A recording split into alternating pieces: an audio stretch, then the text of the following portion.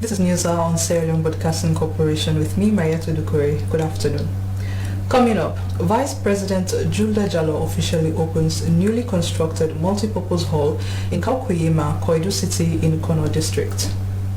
Republic of Sierra Leone Armed Forces dismisses female corporal for violation of social media usage of RSLAF. And as schools reopen, SLBC assesses pupils' turnout. These and more stories line up in this edition of News Hour, but first, our coronavirus preventive message.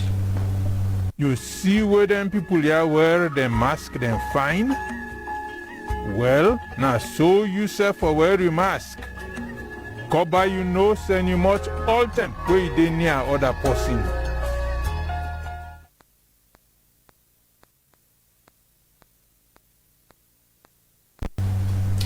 Get yourself vaccinated, mask up, and stay safe. The academic year of 2021-2022 commenced on 6 September with the expectation that all children should be in school. But the habit or norm of parents not sending their children to school on the first day of school or the first week of the new academic year made SLBC's Emmanuel Samora go out to the second day of new academic year to monitor the turnout of pupils in schools.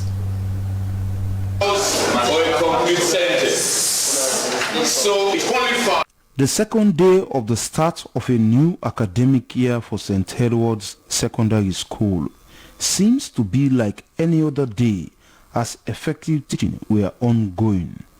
But the pupils' turnout was discouraging at the time SLBCs made a spontaneous visit to monitor the turnout of pupils. I believe it's the attitude of the parents, because since yesterday, timetable we are out, teachers start teaching. The number, those who came yesterday, we are fewer than ones that you are seeing today. But because we started teaching yesterday, some of them informed their colleagues, well, they have started teaching, that's why. Mr. John emphatically stated that they are taking records of those coming to school and punishment will be levied against absentees. For the Freetown Secondary School for Girls, it was a different case, although the compound was as quiet as a mouse, with few movement from pupils.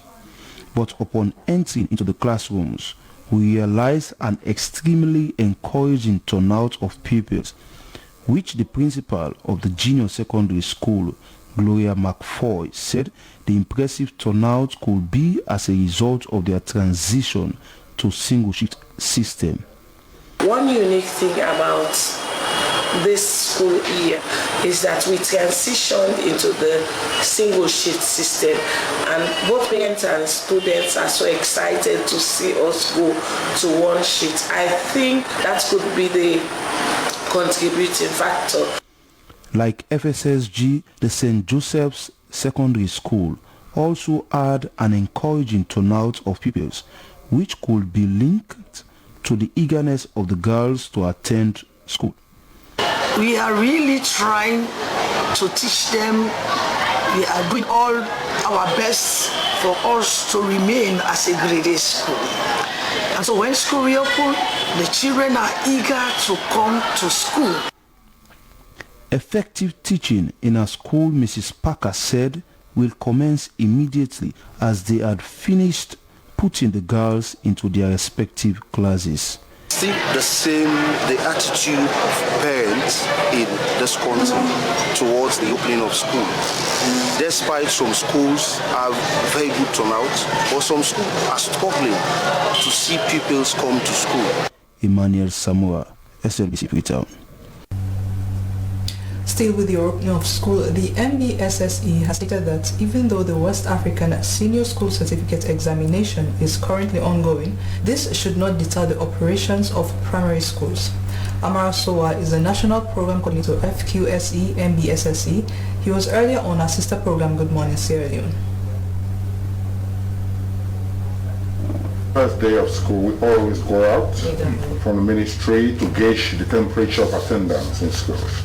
So I went out in the eastern of Freetown and I was shocked to see that though the heads of schools were in schools, teachers were in schools, the pupils were not in schools. We drove around and I had to come to the SLBC to inform parents through your medium here that schools have reopened and that children should be back in schools. We tried to find out what the reason was. Up to now, I've not been able to gauge what the perception of parents are from sending their children to school.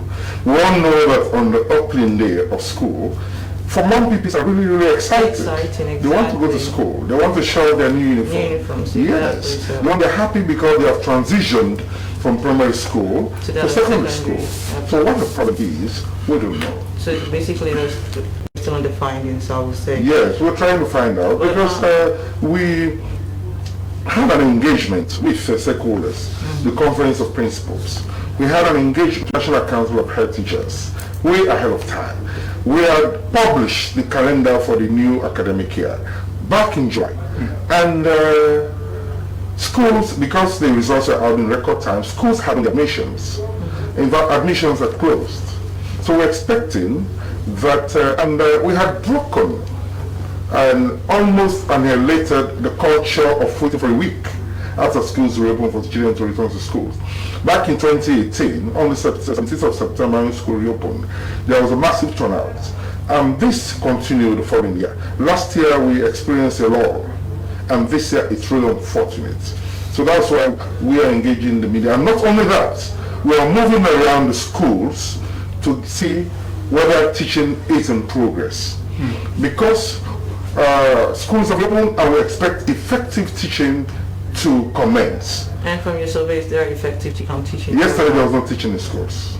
And now we told the schools that we visited that schools have reopened. If you have a people in class, teach.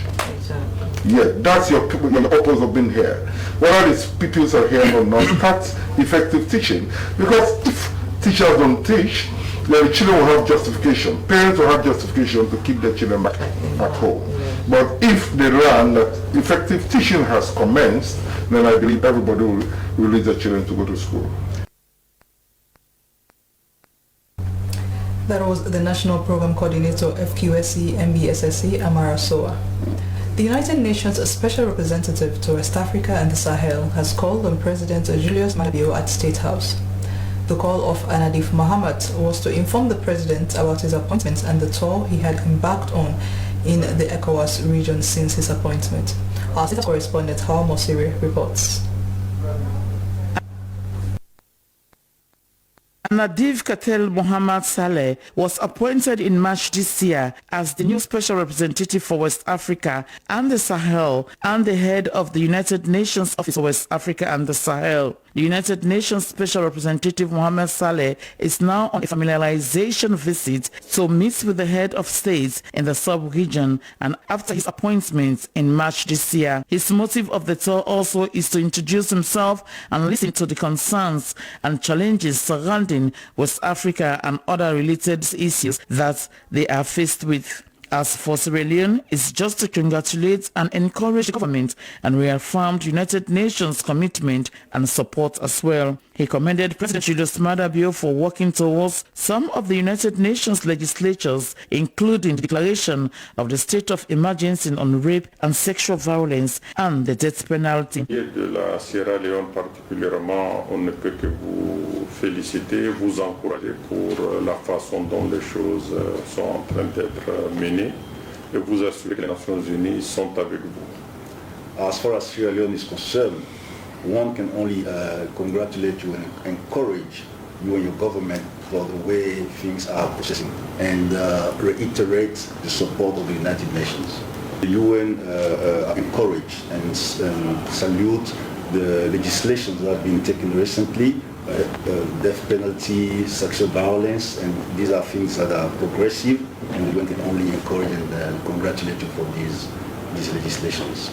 President Julius Maada Bio thanked Anadif Katel Mohamed Saleh for his visit and engagement as well. And as a developing nation, the country is still struggling with the institutional reforms to fill the foundation for development to take up. His government, he told the United Nations Special Representative, he inherited a very dull institution, an economic that was austerity and serious institutional challenges because of the politicization of every institution education, but his administration has refused to use it as an excuse for not making progress and able to identify human capital as the most important asset for development purpose. In as much as we have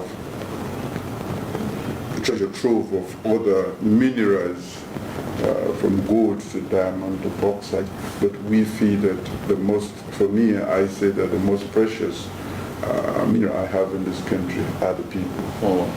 And therefore, we took the audacious step to say that every child should have the opportunity to go to school at the cost of government, so that we encourage every person in this country to be educated.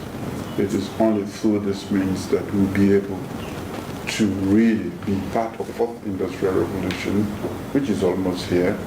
Education President Bill stated it's a navigational tool for the rest of mankind and wanted to equip every child with that navigational tool to succeed in an extremely complex and difficult world. Development, he noted, is one of his administration's main focus. This was why we decided right from the outset, and 4 months into my government, we declared free quality education, making school free for every child till the end of high school. It seemed impossible, but it is possible, and we have proven that with no support, external support, we are able to garner resources by plugging off most of the leakages, and we have been doing that for the past close to 4 years now. United Nations Secretary General Antonio Guterres announced on the 26th March 2021 the appointment of Adif Katel Mohamed Saleh of Chad as his new special representative for West Africa and the Sahel and the head of the United Nations Office for West Africa and the Sahel. Mr. Mohamed Saleh, who has served as special representative of the Secretary General for Mali and the head of the United Nations Multidimensional Integrated Stabilization Mission in Mali since 2015, brings to the position extensive national and international experience, having taken part in several peace processes in Africa, including Niger, the Central African Republic and Sudan. SABC TV News are in Freetown. Hawa Mosiwe reporting.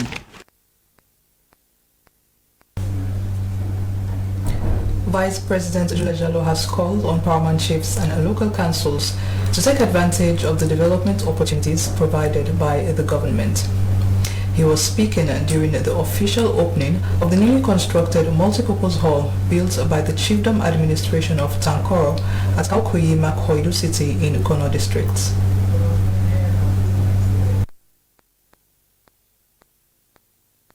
Vice President Dr. Mohamed Jule Jallo encouraged the paramount chiefs and local councils to engage the central government on the implementation of programs and explain the 22% budget for education, increased budget from 6 to 11.4% in health, increased budget in the energy and road sectors as some of the social governance priorities of President Bio's administration. The Vice President further encouraged the paramount chiefs to ensure government programs become successful and benefit the local population. Vice President Dr. Jule Jallo informed his audience about the provision of counterpart funding for the Kono University and lamented that the counterpart funding by the government of Sierra Leone was meant to start the access program, clear the land and other activities. He informed the community people about the appointment of Dr. Sama Monde to lead the university project. Vice President Dr. Jule Jallo informed the people about his engagement with Kono paramount chiefs and their wives on finding a solution to the low performance of pupils in the district in public exams and to strategize ways of increasing their learning outcomes. He emphasized the need to increase learning outcomes and upgrade people's performance now that the district is about to have university. The Vice President called on companies operating in Kono district to implement a local content policy which provides for the employment of community people in operation areas. A call on youths in Kono district to acquire technical skills that will make them competent to apply for technical jobs. He thanked Paramount Chief Paul Gabasakwi for his development initiative to construct the multi-purpose hall and noted that part of the new local government policy is to put Paramount Chiefs at the doorsteps of development, adding that the policy gears towards empowering chiefdom councils to have access to chiefdom development fund and embark on development activities. This kind of project, it demonstrates one together. It should say every chiefdom council, every power chief can able to become an avatar of development for the people there. So in this show back, it should say PC Sabili, the development oriented power chief. And I can always tell people that the first time I ever defined moving a power process, I go process after a meeting, like one senior European official asked me, he said, what do you power mean? That's what I say, power mean relentless engagement. It means no matter what, we forgo the phone, no matter what, we do things. So any Brahman chief, when he said he inculcates that philosophy, they say no matter what, I will push the rule of our people, no matter what, I will develop the chiefdom, that Brahman will automatically qualify as a power philosopher. He elaborated that the reason the central government initiated the idea of increasing funds to the Chiefdom Development Committee was to put chiefdom councils at the forefront of development in the chiefdoms. The Kwedu New Central City Mayor Matthew Kombasam described the occasion as a happy moment for the municipality and maintained that the opening of the hall will solve the constraint the city faces in hosting large gatherings. Paramount Chief Paul Gabasakwi, the 5th of Tankoro Chiefdom, thanked the Chiefdom administration for their supportive role towards the construction project and stated that the project started with 85 million yuans. He commended partners and individuals for financial support. Paramount Chief Shaki noted that the multi-purpose hall was a demonstration of the enormous contribution Paramount Chiefs can make if given the resources. Mines Minister Timothy Kaba, Minister of Government Tamal Lamina, and Honorable Emma Silamina also lauded the effort of the Tankoro Chiefdom administration and called on other chiefdom administrations across the country to emulate such a fine example. In another engagement, it was all pomp and pageantry when the Vice President Dr. Mohamed Jallo arrived in Small Sefadu, Kono District.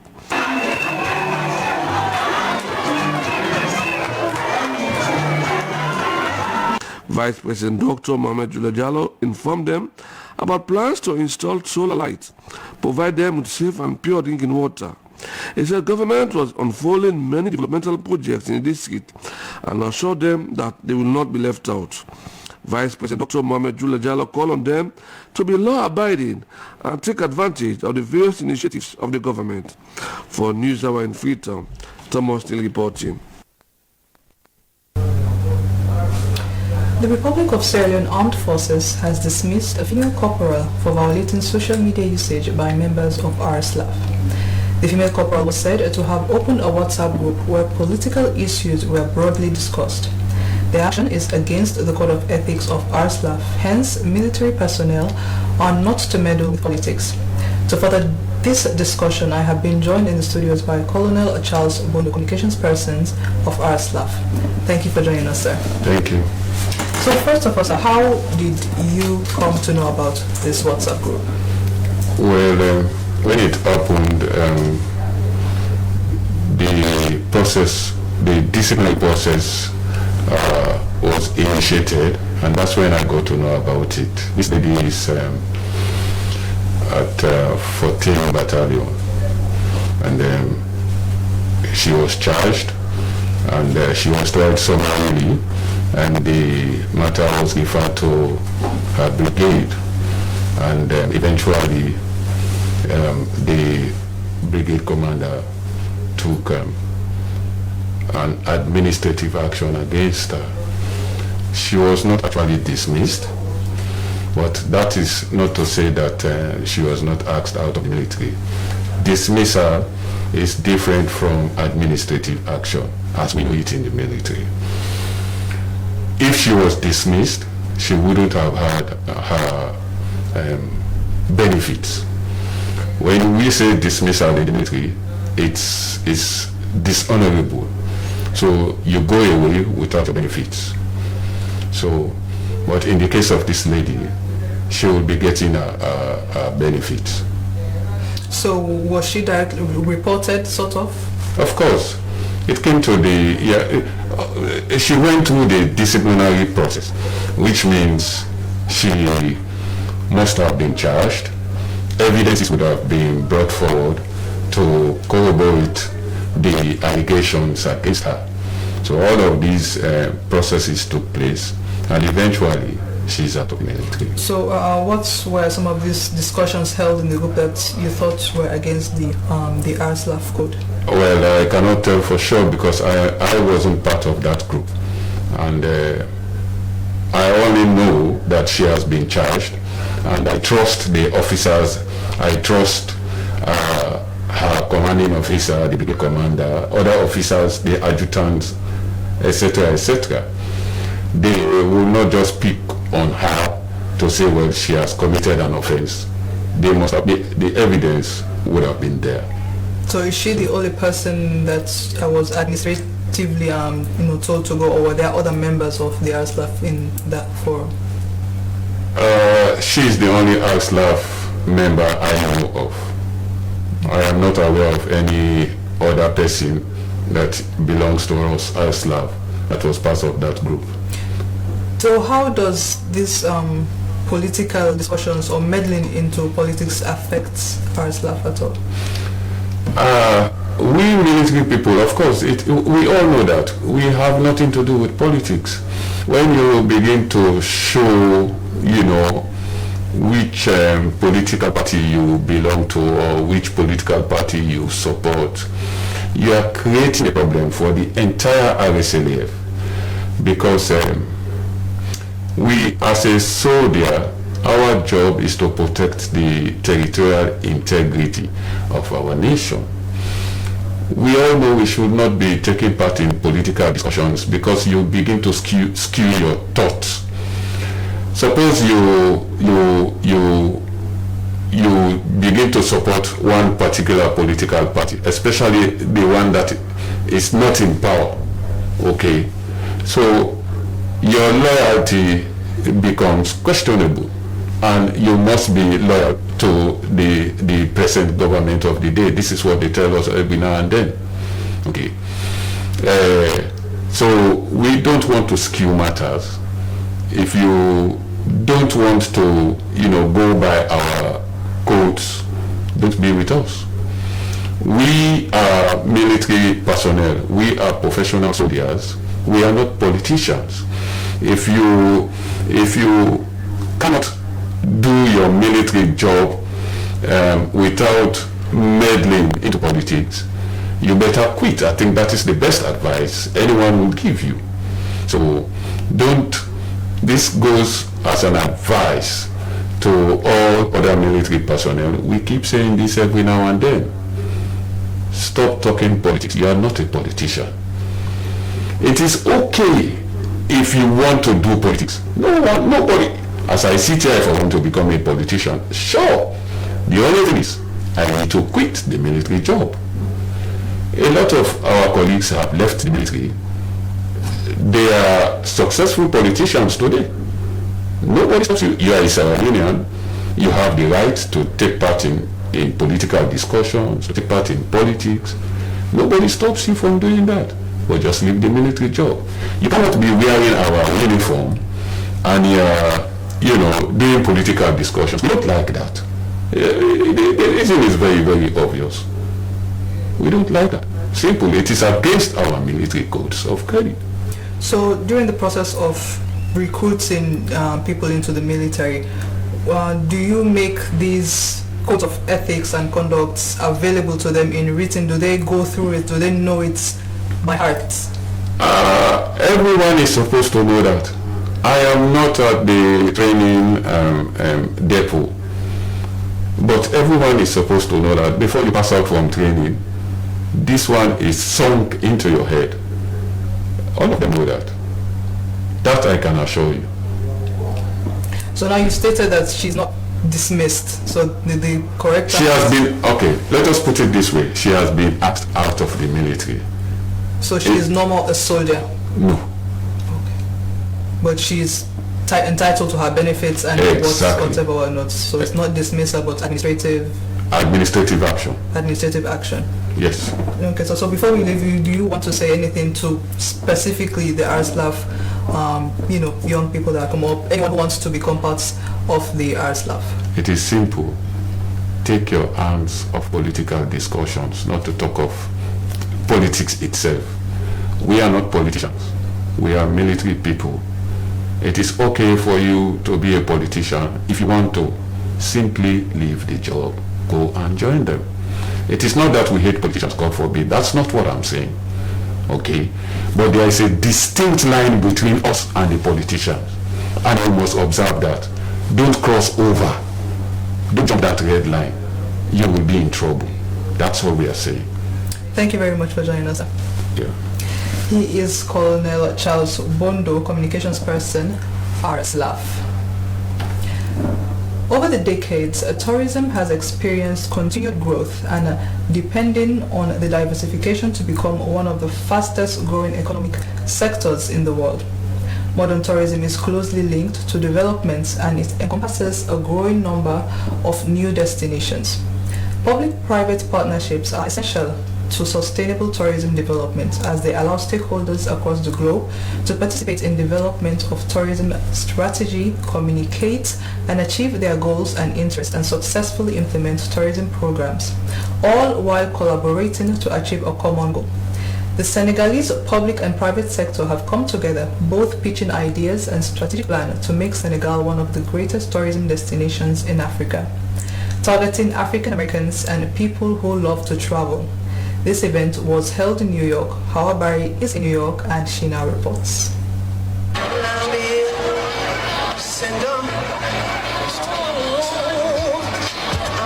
This is Times Square at the heart of Manhattan, a target for the Senegalese public and private sectors interested in investing in tourism. Specifically, they're interested in African Americans who are looking for connectivity. This is what the CEO of Mansa Musa Group, Musa Bateli, and partners are deliberating, targeting to choose Senegal as a great tourism destination country, and are proposing an idea that will bring jobs to thousands of Senegalese back home. So I think we are in the era of Pan-Africanism, right? When we talk about black people, let's talk about the diaspora. There's no time, no way anymore, and no place for us to like level each other, right? So the purpose of this is showing how different people can come together, right? And for the same interest and for the same outcome, right? So Nyokobok came from there. DG l'a bien dit, ça c'est une proposition, right? All the people who love Africa, love our continent, love one another can take it, okay? This is a work of a community. So with that being said, intentionally, on a été very intentional about what we wanted to do here. Right? We were trying to do something incredible and big for our people. With this strategy of boosting Senegal, Air Senegal and team are marketing the new A330-900neo to them, as the new carrier has a very competitive offer in the air traffic business. The reason why journalists are invited to popularize the business potential and other benefits this will bring to not only Senegal, but also Africa and Africans living in the diaspora.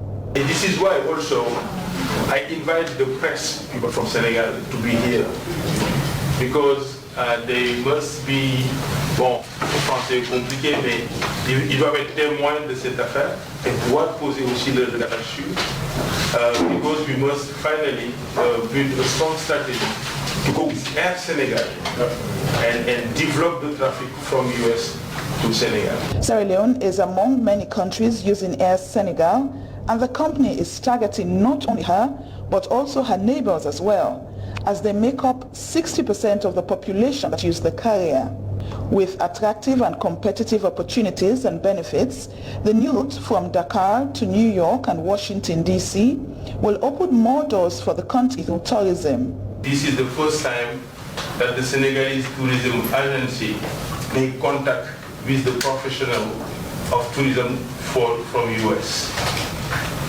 What we need is to create a field in which we build a very, very, very strong partnership, and the main goal is to tell the American people that Senegal is a strong democracy too.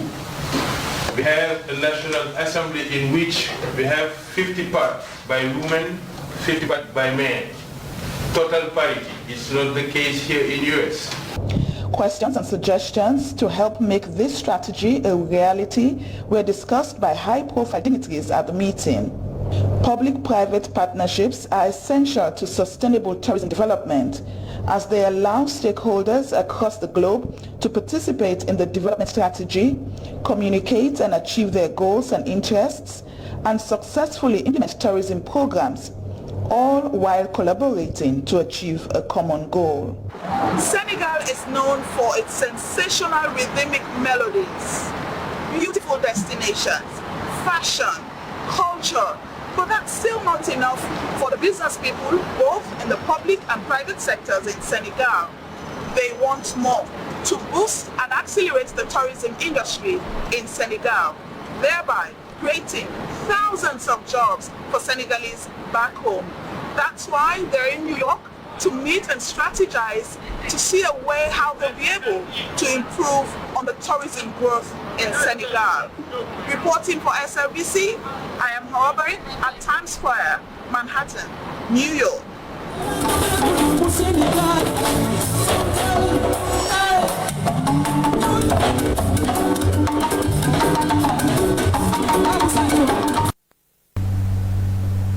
Sitcom on News Hour. Executive Director Mirror Africa Simonette Pontes describes media as a powerful tool in promoting girls' participation and gender equality. And Smallholder Commercialization Agricultural Development Project, or SCADEP, trains cacao farmers in Kailamu on neem technology. But how would it impact farmers? These are stories lined up after the break. Stay with me for News Hour. I am Maria Tudukuri.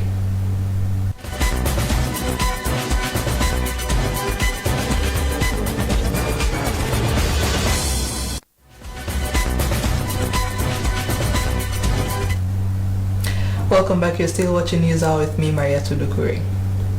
A two-story building adjacent to Holy Trinity Church on the busy Kisi Road collapsed over the weekend. The cause of the collapse is not yet known, but the SLBC was able to analyze the present situation of the building and the risk involved. Daphne Kimamakoli reports. It is a rainy late afternoon on Saturday when this story building along the popular and prominent Kisi Road collapsed. The good news is there was no loss of life, but commodities worth millions of leones were destroyed, or in other words, left to perish, because until now, it is very risky to try and remove, among other things, the Irish potato and bags of onions currently perishing inside this building. And we all know the high demand of these commodities in the market. The danger envisaged now is the fact that this building has not totally collapsed, and one may not know when exactly it will completely collapse. But from a distance, you can see that it is risky for anyone to go inside or come close to it. Owners of these shops have not only lost their property, but also have not been able to open their shops for business since the collapse. This is also a call for security concern, as this area is no longer safe for pedestrians because safety has been compromised. As you can see, we don't have tapes, but we have crossed ropes around the area to prevent pedestrians from passing near the area.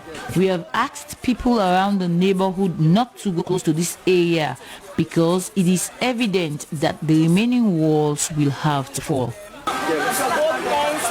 Falling out again. Yes. The fear now mainly lies on the neighbors of this area because the reason for this sudden collapse of this building has not been scientifically proven by an engineer. So it is possible that it was a bad construction work involving bad soil testing and poor cement mixture. It is said that the contractor, one Fode Kamara, died 2 years ago, and the Lebanese owner is one Mr. Pahatab. This is definitely a disaster, and the National Disaster Management Agency's Director General was able to visit the scene. This is what he has to say. We also don't call the Ministry of Works so that I then get the experts there. We have called the Ministry of Works because they have the experts to inspect the building and advise them on how to handle the building. We have spoken to the police to provide sufficient security to man the areas until it completely collapses. In case this building fall down. The collapse of this building has definitely caused traffic jam on a busy street like Kisi Road, and it is anticipated by users of this street that governments and relevant authorities will immediately and properly bring this already broken building down before it causes further damage. For SLBC News, Daphne Kimamakole reporting.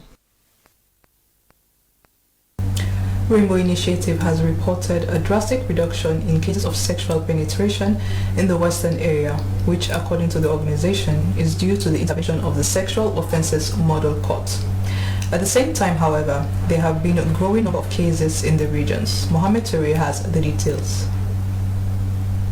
The revelations were made by the Manager for Research, Monitoring and Evaluation, Anthony Sam, while he was addressing participants at the commencement of a 5-day training to promote access to care for survivors of sexual and gender-based violence. Participants included doctors, midwives and nurses who were drawn from mostly government hospitals across the country. The 35 participants are expected to be trained on clinical care for health service providers on how to perform examination on sexual survivors, how to provide evidence and analyze evidence which they collect during examination, and how to present such evidence in courts. This training, I think it's something that is necessary, and we're hoping that this would be just one of them, and these trainings, we believe that they should be done consistently to give doctors the required knowledge that they need in dealing with survivors of sexual assault, because we believe that those cases are very sensitive cases, and so we think that the doctors who deal with them should know how to deal with them. So we think that these trainings are necessary, and we hope that this is something that us and other organizations will continue to do. They are also expected to master the skills of counseling survivors, and they could contribute to promote hospitals in sexual offense cases. Director of Gender, Ministry of Gender and Children Affairs, Charles Vandi, said the ministry was expanding the free health service for survivors to provide free medical while working with the health centers. Mr. Vandi said there will be areas set aside for the referral of cases for hard-to-reach areas. Program Coordinator, Open Society Initiative for West Africa, OSIWA, Idrissa Bindi, said more than ever, sexual and gender-based violence was a growing problem in society as efforts have not been vigorously enough to eradicate the practice. On the response side, which is expensive and challenging, they are engaging their survivors with medical attention, which makes the training timely. A representative of the Medical and Dental Association, Dr. Olabisi Cole, informed the participants that they are key partners with the provision of service for survivors, which has brought success to the team, and that they should make use of the training as medical practitioners are key in the fight. She said that the training will hasten cases in court, among others. For these participants, the training will be a change of story for survivors with their various expectations. I'm expecting that in collaboration with Rainbow Initiatives and lawyers, us as medical practitioners will be able to increase our service output to survivors, as we will be able to assess them properly. Very sensitive issue, so you don't get the opportunity, if you don't have the right skills to handle these matters, things they tend to close in on you, and you don't get to give them the right help that is required. And I want to believe that this training is geared towards equipping us with the right things that we may use to help these survivors. The training is expected to end on Friday with participants implementing what they have been taught. For SLBC, Mohamed reporting.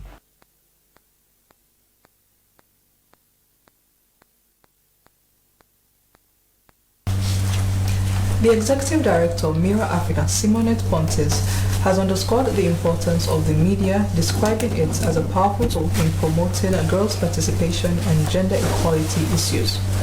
She was speaking at the opening of a week-long media training for girls and young women on the effective use of the media to promote gender equality and girls' participation. Organized by Mirror Africa with support from Defense for Children International Sierra Leone, Ibrahim Samora reports. New media platforms like Facebook, WhatsApp, TikTok, Instagram and Twitter, among others, have become one of the most effective and simplest ways for young people to disseminate information easily. But these platforms have been misused over the years. It was against this backdrop that these girls and young women, drawn from different women and girls' protection organizations across the country, to broaden their skills on the proper use of the media platforms. They were trained to effectively use the media to promote gender equality issues and girls' participation in decision-making processes under the project she led, implemented together with Mirror Africa and Defense for Children International Sierra Leone. According to Executive Director of Mirror Africa, Simonette Pontes, the media training would enable the trainees to tell their stories and advocate on gender stereotype issues through the use of different media platforms. We want girls and young women to be capacitated enough to tell their own story. We have the media, we have the social media, which is widely used by girls and young women, by young people, by even adults. We want them to use those mediums to advocate for on issues affecting them. We want them not to only just go to TikTok and dance songs, but to also go to TikTok and shine light on issues that promote the affairs of gender equality. Projects Officer Defense for Children International Sierra Leone, Josephine Geba, said Defense for Children Sierra Leone works with women and children to amplify their voices on issues surrounding gender equality. Participants would be taught news writing, video editing, filming, and the proper use of social media, among others.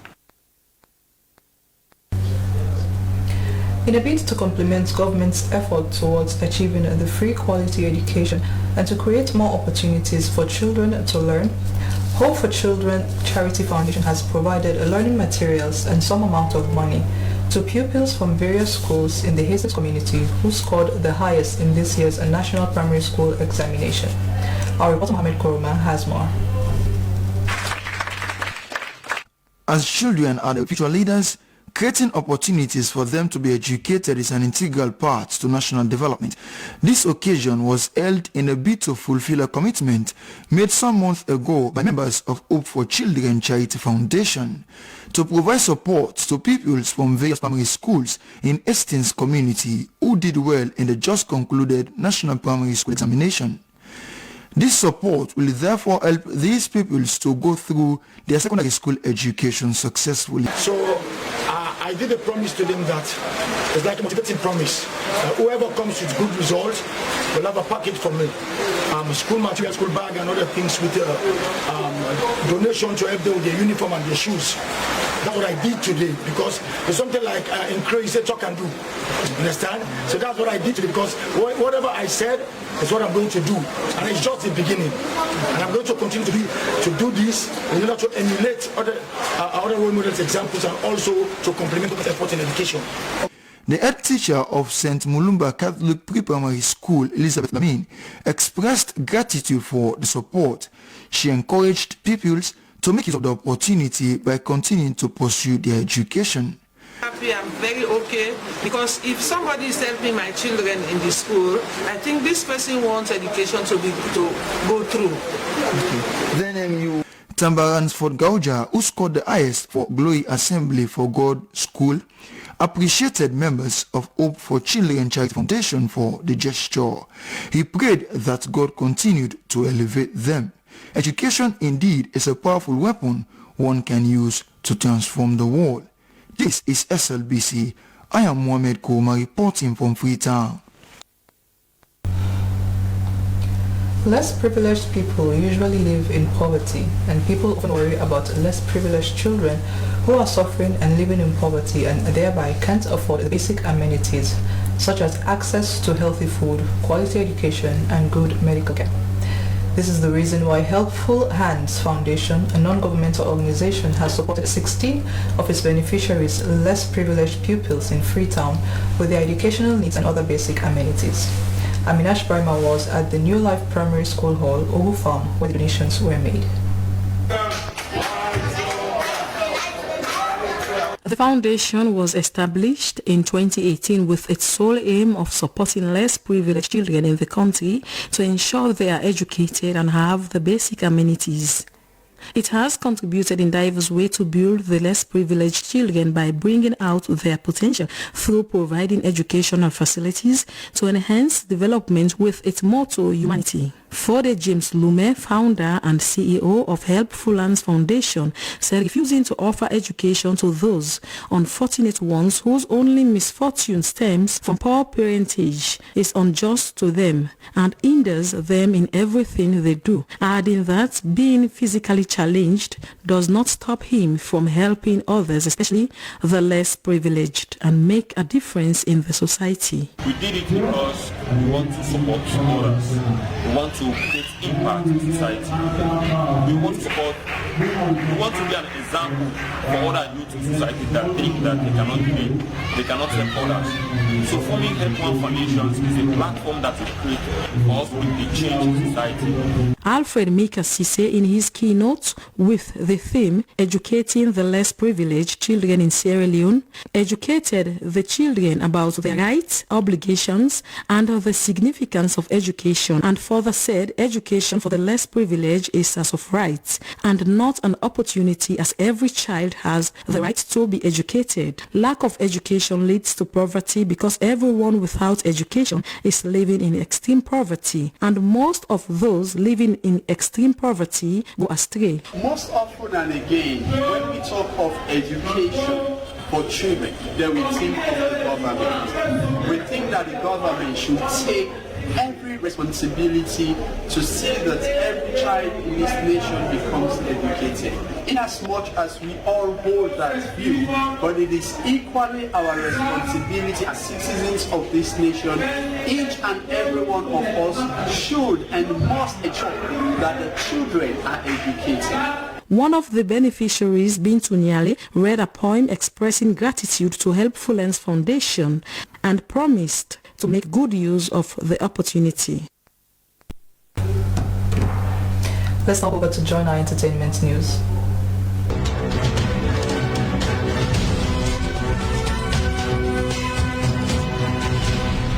Hello and welcome to Entertainment News. I'm Sulaiman Toure. The drama from the Big Brother Naija housemate reality TV show continues. Emmanuel is now the head of house for this week, but this time, nomination for possible eviction happened before the head of house game. What a twist. The nominees for next Sunday's eviction are Saga, Sasuke, White Money, Jackie B, J. Paul, Licorice, and Queen. Pele was up, but because he was the second runner-up, he was given the opportunity to choose one of them to replace himself, and he chose Queen.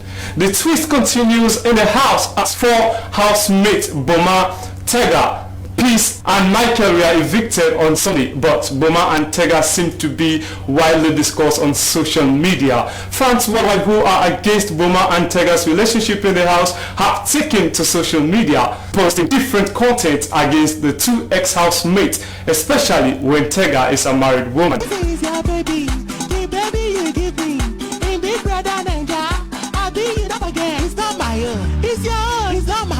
It's yours, not my baby.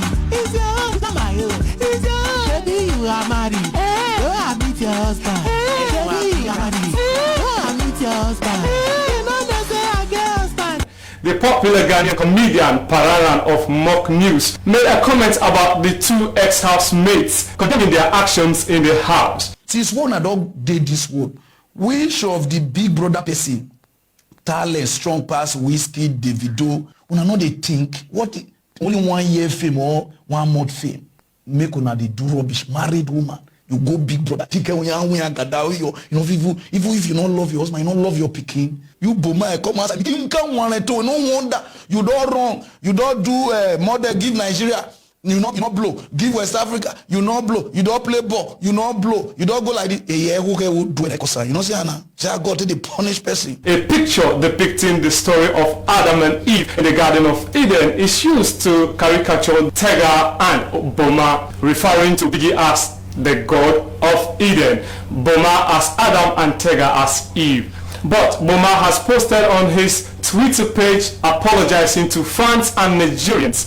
Now for the American entertainment news. The top American female hip-hop rapper Cardi B has given birth to a bouncing baby boy, her second child. The rapper posted on her Instagram page a photo of herself, her guy and the baby. Congratulations to Cardi B. Well, that's all we have for entertainment news. I'm Sulaiman Ture. Thanks for watching.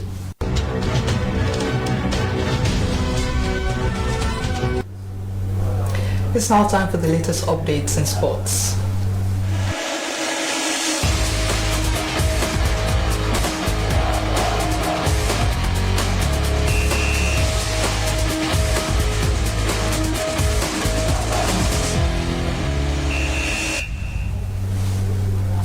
Hello and welcome to Sports Updates in this edition of the Sports News.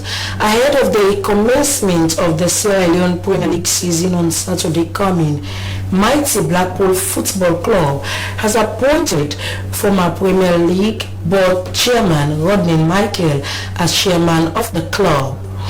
It could be called that there has been controversies surrounding the leadership of the club. Rodney is a seasoned football administrator who has occupied various positions in the administration of football in the country for the past 2 decades.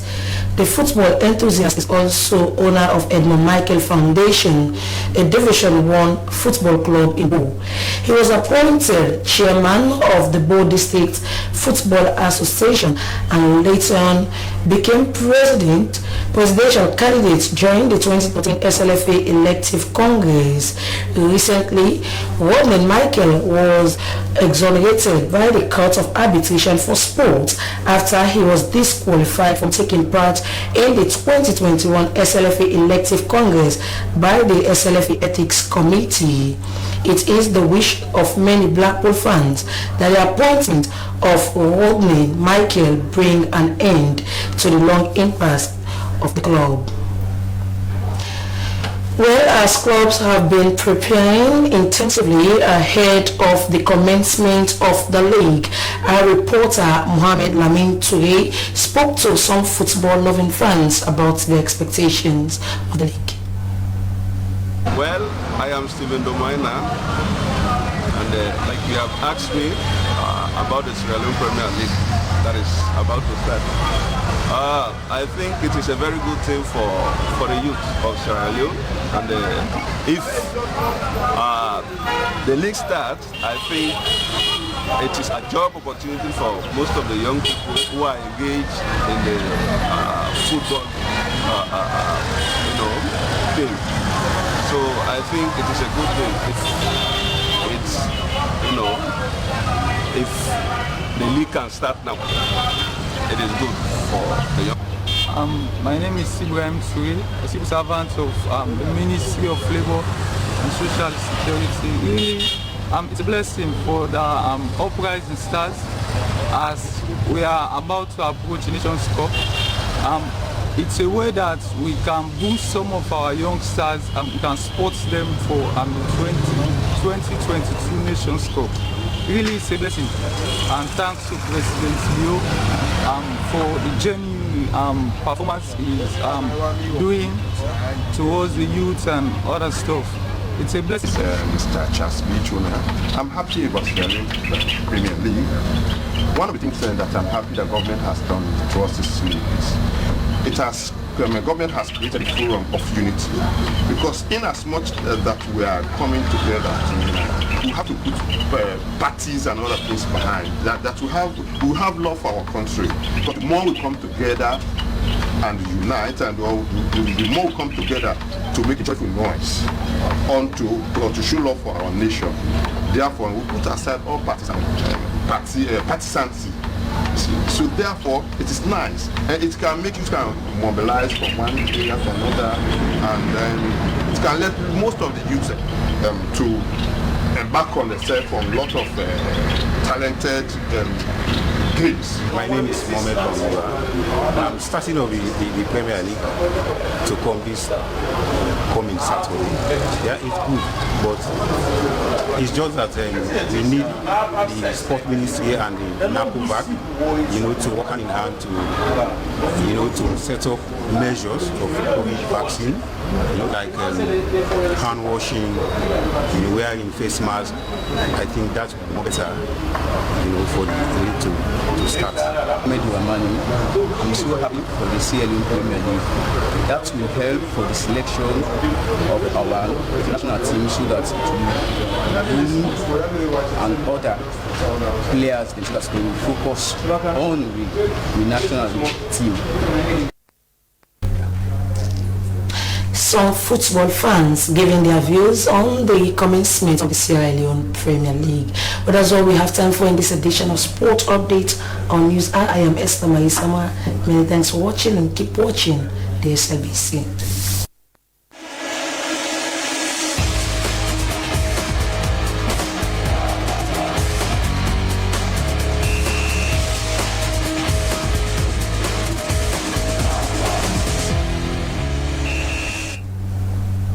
Thanks for entertainment and sports desk. Now to end the news, the main points again. Vice President Juleda has officially opened a newly constructed multipurpose hall in Kaukoima, Onedogu City in Kono District. The Vice President called on paramount chiefs and local councils to take advantage of the development opportunities provided by the government.